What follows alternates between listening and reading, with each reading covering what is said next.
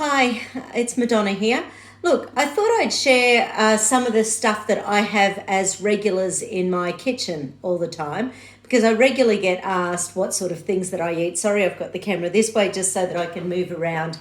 But you know, it really is the stuff you do every day. There's sort of like this 90-10 rule. What you do with 90% of your food intake is what's going to impact on 90% of your health.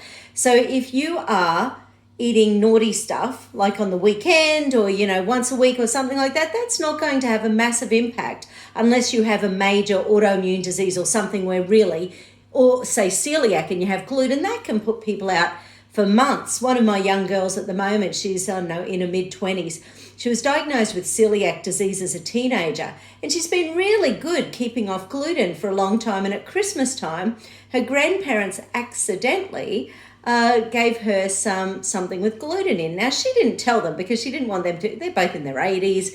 She didn't want them feeling bad, but she's been feeling sick as a dog all year, and it's taken her months, to get that gut back under control.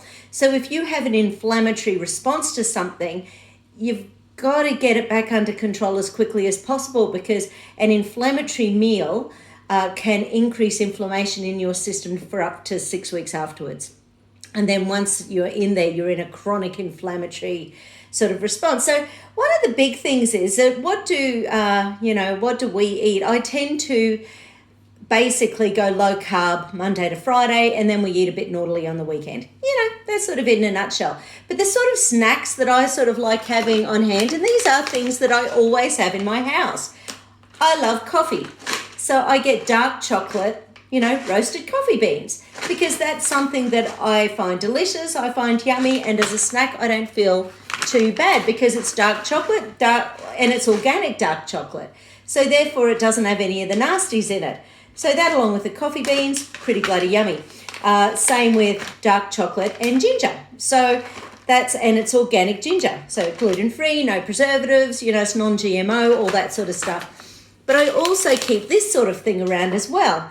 Now, these are little snacks with egg whites, almonds, cashews, blueberries, and dates. Real food bar. And same with this one, egg whites, coffee beans, almonds, cashews, and dates. So they're fairly high in protein and good fat. So therefore, as a quick little snack, you've got 150 calories. But basically, it's something that keeps your energy going without anything bad in it. So those sort of things. We also always keep little high protein bars like this. We've got little high protein, gluten-free, GMO-free little bars. We sort of always have keto bars in the house. So they're the sort of things that we sort of have as our snacks. That's just our life. When it comes to dips, I'm fairly lazy when it comes to dinner. By the time I've done 5-6 hours of clients through the day and caught up with all my questions and got back to everyone I need to get back to, I'm pretty knackered by the end of a day, by the end of a work day. So basically, I don't know, maybe 1 or 2 nights a week, we have dip for dinner. And I know that seems really weird, but I often keep things like cottage cheese in the fridge. So where I can, I get organic. If I can't, I tend to get lactose free. But basically, cottage cheese is one of those things that if you are okay with dairy, obviously if you're not, don't do it. But for me, I don't have a problem with dairy. So cottage cheese is often a base I use because it's quite high in protein and good fat. So I use that as a base for a dip. So I nearly always keep, a big tub, 400 grams of salmon up in the cupboard. So I'll open a tin of salmon, whack in 250 grams of cottage cheese, and then put in something yummy like some red onion and some chives and some... where are they? These little guys. I always call them the opposite thing. I grew up calling these leeks. So I go through lots of these because I love them in dips. So this with salmon, so I sort of do that sort of thing, make that up as a dip, and then, sort of chop up a whole bunch of capsicum and organic carrots and that sort of thing. So I've got lots of veggies, having it with the dip, and therefore you've got your good fats, proteins, and your veggies as your little dipping thing. And you eat some of that and it's just yummy. And you don't feel guilty because there's nothing bad in that, once again, if you don't have any issues with any of those things. When I do buy milk, I try to buy organic. Why? So the thing about milk is that, in naturopathic circles, everyone says humans are the only animals who eat milk after the time that they're weaned. And yes, that's true. And yes, in a perfect world, we wouldn't have dairy and it would probably be much, much better for us. Now, the thing about normal milk is that there's a lot of things things like lectins. So lectins are a natural pesticide that's in a lot of foods. So a lot of grains, nuts, seeds, pulses, that sort of thing. Back in the 80s and 90s, they were genetically modified to increase the amount of lectins in certain foods. And the idea was that the farmers would have to use less pesticides on them. But of course, nature found a way, and that's not exactly what ended up happening. So what ended up happening was, yes, they increased the amount of lectins, and then bugs got cleverer than the scientists, and now we're using 3 to 6 times the amount of pesticides, and I'm sure you all know about things like glyphosate. And Monsanto has been making it for a long time. They keep going through court cases because it's known to cause all sorts of issues. So basically, glyphosate is a pesticide, heaps of side effects. Bill Gates part of the whole, Monsanto thing in genetically modified foods. I'm not a big Bill Gates fan. And basically, we've got to stop doing that to our bodies, because what happens when we're having genetically modified foods is that they often have antibiotic type things in the seeds, so therefore the trees grow. We eat the fruit off the trees, and the fruits have actually still got antibiotics in. We eat them, and then it destroys our gut bacteria. So we've got to watch that. So if you have, for example, the lectins, so just say you eat, grains, so you have your bread every day and it's genetically modified wheat, then that means you're going to be getting lots of lectins in your grains. And it's in lots of grains. It's not just wheat, but lots of grains. But then you have your cows. They eat the grains, and then you drink the milk from the cow. So then the milk has got lots of lectins in. So I always try to buy organic milk. To me, that's a fairly important one, because what the lectins do is destroy the villi in the intestines. And the villi are what are releasing, lots of enzymes. And so therefore, and lots of things actually destroy the villi, by the way. It's not just lectins, it's things like antibiotics, it's things like painkillers, and different medications of, things like Vioxx. And so there's lots of things that have been known to destroy these villi in the intestines. So the villi, they're supposed to be giving you all the surface area to release all these nice little enzymes to break down all your food.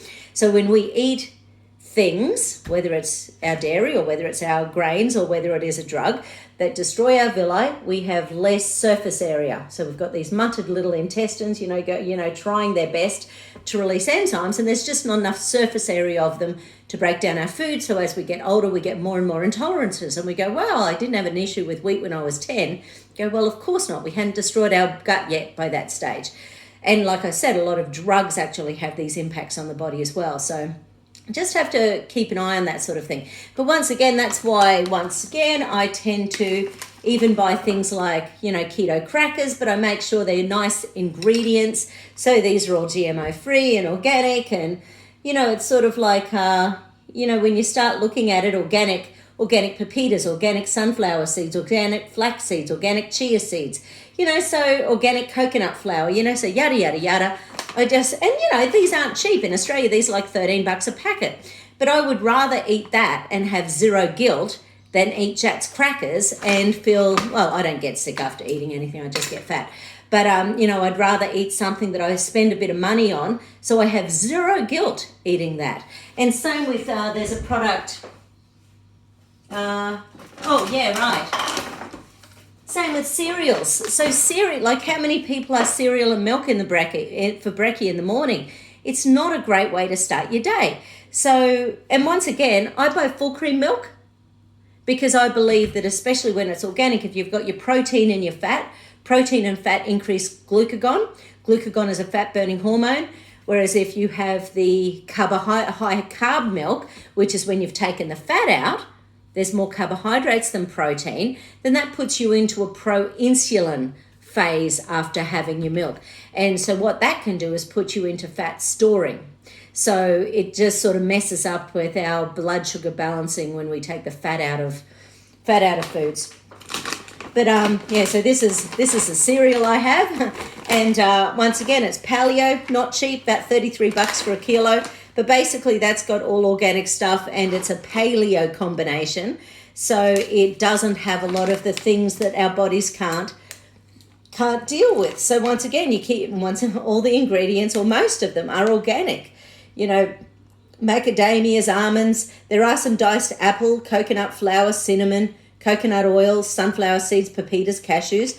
You know, so it's predominantly nuts and seeds, and really healthy, and that with a little bit of organic milk, not such a bad meal, you know, when you think of it as a quick little snack through the day.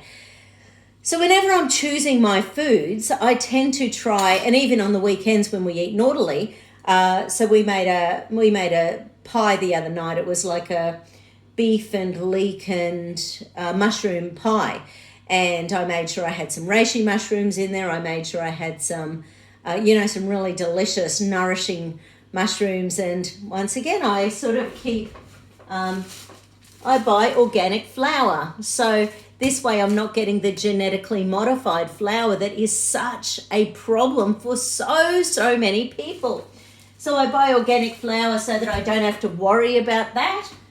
Buy organic, olive oil. Like where I can, I just spend, I try not to actually look at the money when I'm going through the supermarket. I try to buy less of good stuff so there's less leftovers. We eat out quite a lot through the week anyway because we're just so busy. Like I said, we do a lot of dips and crackers. But by the time you're getting some keto crackers, some salmon leek, onion dips, it's not an unhealthy meal, but it's really quite good. I did have a place that was my favorite place to eat locally for a long time called Mother Africa. It was Ethiopian and it was totally dairy-free, gluten-free. And it was amazing, the most delicious food. And the Chicky Babe, who was the cook there, she's had to shut it down because of COVID. So I'm hoping she opens up again at some stage soon. Anyway, so that's the way we sort of roll. I buy organic coffee. Yes, I drink coffee. I buy organic coffee and then I mix it with a little bit of, because, I'm not a big fan of straight coffee. So I buy cheap and nasty. So I do say what's the sweet stuff? So I'll buy an organic coffee. So I'll use like 3/4 of that, but then I'll add a little bit of Gloria Jean's hazelnut coffee to it. And then I mix them up together and shake them up. Shake them up so that I've got like a combo that I quite like. But I know that predominantly I'm having organic coffee because I use all sorts of chemicals in order to make your coffee. And these sort of things, when you start thinking about it, it's like using stevia. So I've been using stevia in my coffees actually since 9/11, to be honest. It was that day, one client after another. I'd been trying to get used to stevia, and that just happened to be the day when I had a cancellation. And each time there was a cancellation, I thought, oh my God, and the TV, I just had it on all day. I'd go back out, I'd sit down, I'd make myself another coffee, and I think I was doing them black for some reason. I must have been on a diet. And so I just kept using a little bit of stevia. And by the end of the day, I thought, I don't mind this stevia. So I've been having it in my coffee ever since. But you can't buy stevia with other crap in it. So a lot of stevias have got things like maltodextrin and dextrin and stuff. So they're basically, you need one that says it's 100%, contains no sugar, colouring, flavours or gluten. Because the other thing is, a lot of stevias, they actually use a bleaching process. So once again, there's chemicals in that. So what's your stevia? You've got to make sure that it doesn't have other sugars in it in the base of it, because they can be really taking you, it's not 100%. So do be aware of it. You should be using if you're a stevia person, you should have a type of stevia where you need the tiniest little amount, in order to have your cuppa. You don't need very much stevia. If it's telling you a teaspoon of stevia, that's too much and it's the wrong one. Not good at all. So anyway, I just thought I'd share that with you because I get so many questions about what sort of things we eat. And I even had a lady, maybe this is what primed me for this as well, on Friday I just about had a bit of an argument with someone because she was sort of like, well, do you ever have a glass of wine? I said, I love my wine. And in fact, I've got another 12 pack of organic wines coming at the moment. I'm on a lot of mailing lists. I keep an eye out for when they've got a special. I trust Australian wines. I wouldn't trust any organics coming out of China at the moment because who knows what's going on. And also countries that are so polluted, the air is toxic.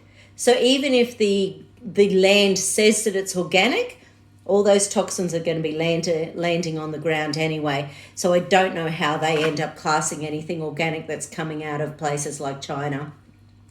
But that's just a thought at the moment. So that's a bit of the stuff that I tend to do.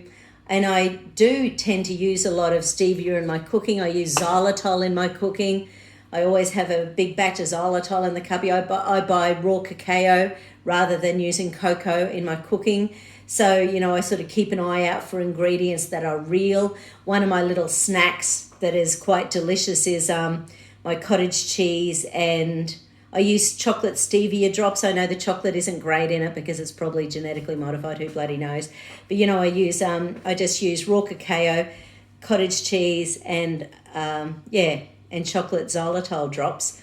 And basically I just make a combination. I think I usually, if I did say 500 grams cottage cheese, I'd have say 2 tablespoons of raw cacao because it's a really good antioxidant, and maybe about 20 to 30 drops of chocolate stevia, blitz them up in the Thermomix, and then I put them into little ramekins, about 6 ramekins. So then they're ready to go. I think that would be 5 actually because they're about 100 grams each. So just make like 5 little ramekins of, it's like a chocolate mousse. Get it out. Once again, zero guilt. I love zero guilt. It sort of suits me very well since I'm Catholic, so there's lots of guilt to go around. Anyway, have a great day. See you later, guys.